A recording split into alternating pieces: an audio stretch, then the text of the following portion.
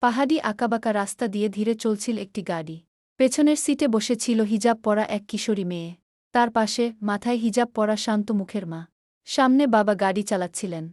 চারপাশে পাহাড়, কুয়াশা আর সবুজ বন। হঠাৎ একটি মোড়ে গাড়ির নিয়ন্ত্রণ হারিয়ে যায়। এক মুহূর্তের চিৎকার, আর সব অন্ধকার।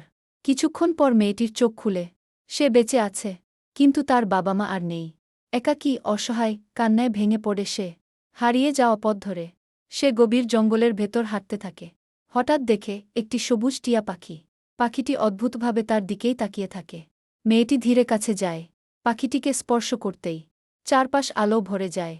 টিয়া পাখিটি মানুষের রূপ নেয়, এক যুবক। সে বলে, এক বৃদ্ধ লোকের অভিশাপে আমি পাখি হয়েছিলাম। তোমার পবিত্র মণি আমাকে মুক্ত করেছে গি। যুবকটি তাকে আশ্রয় দেয়, সম্মান দেয়। সময়ের সাথে জন্ম নেয় বিশ্বাস, তারপর ভালোবাসা। সম্মানের সাথে তারা বিয়ে করে।